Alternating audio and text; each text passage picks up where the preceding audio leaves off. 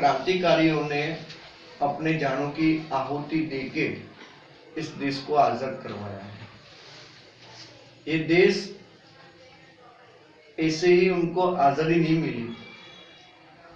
इस देश की आजादी के लिए कई लोगों ने अपने प्राण गंवाए हैं।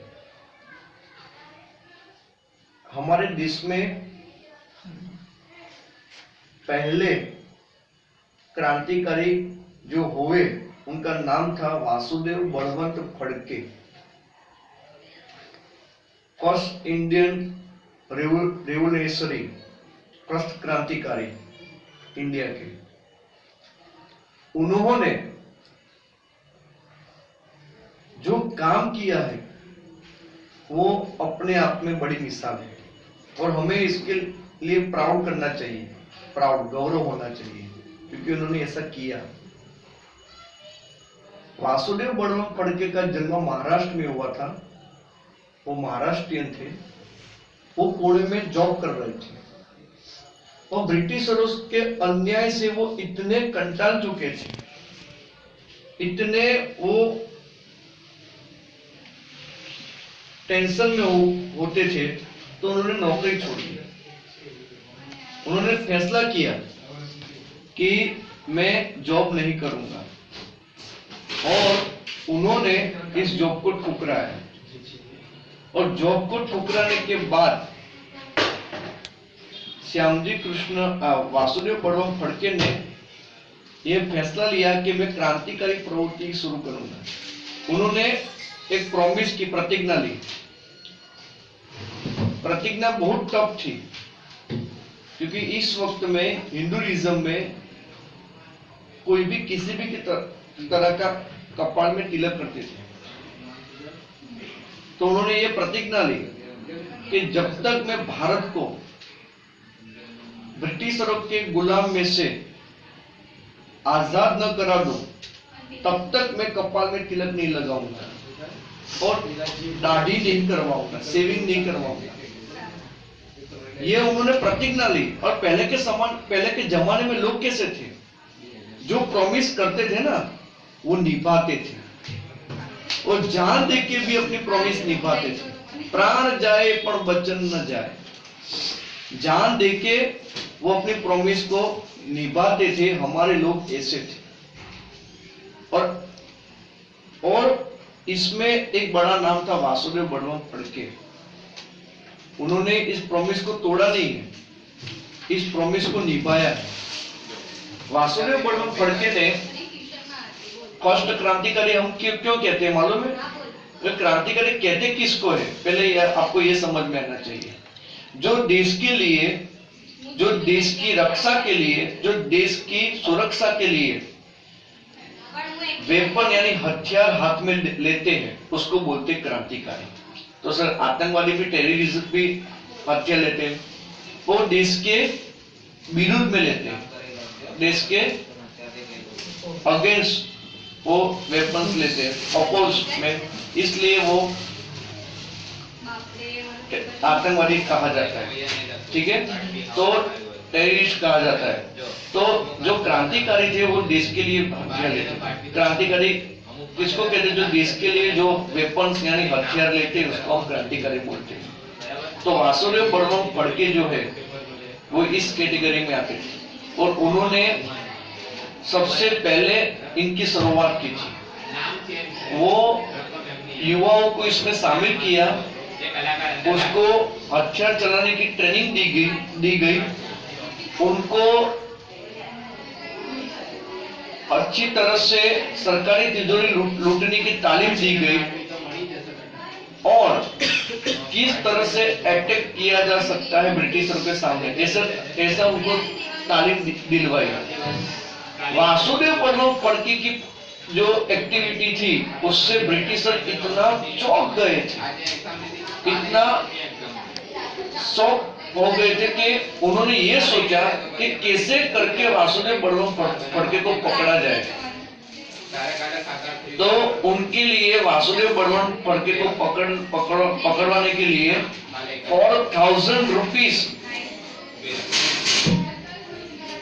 4000 रुपये का इनाम घोषित किया गया। और उस वक्त में 4000 यानी मालूम है मित्रों, उस वक्त में 1 रुपीज में पूरा 1 महीना घर चलता था, 1 रुपया 1 मंथ। तो 4000 यानी आपको पता चलना चाहिए कि आज के जमाने में कितने होंगे, उस वक्त के 4000 यानी। तो 4000 का इनाम घोषित किया गया।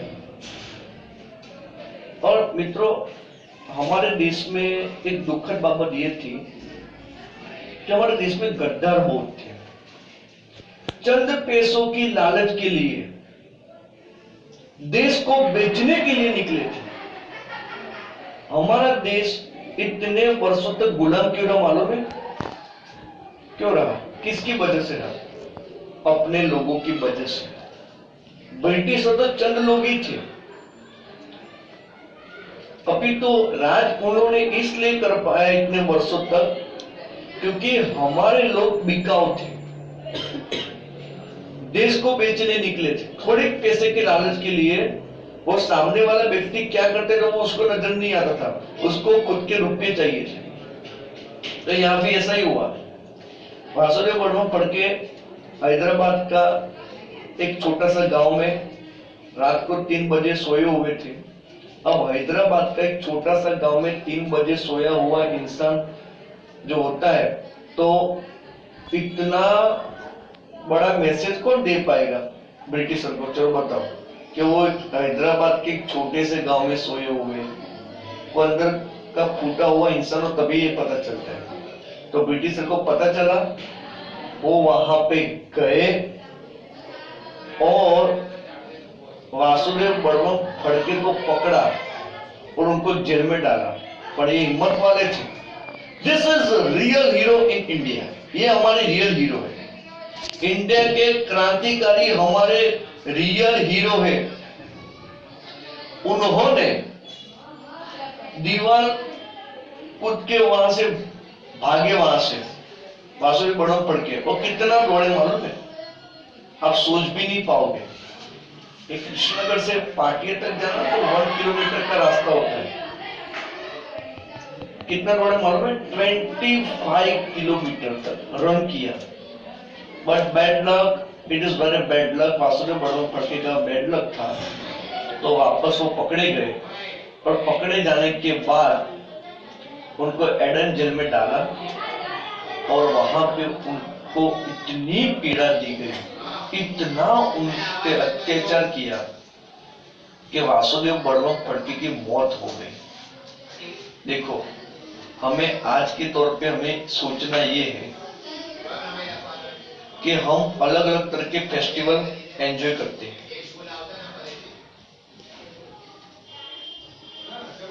हम दूसरे त्योहारों को भी इतना महत्व देते हैं, परंतु दुख की बात यह है हम अपने जवानों को याद नहीं करते। हम इन क्रांतिकारियों को याद नहीं करते जिन्होंने देश के लिए बलिदान दिया है। 2 national festival in India, 15 August and 26 January, independence day and Republic day.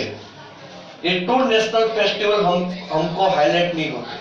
अभी उत्तरायण आने वाली है, सुबह 4 बजे छत पे चले जाएंगे, तब हमको ठंडी नहीं लगेगी, तब हम जल्दी उठ जाएंगे।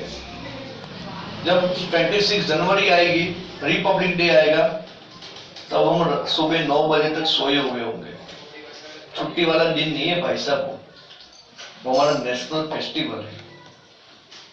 तो ये हमें, ये क्रांतिकारी से हमें इंस्पायर होना चाहिए।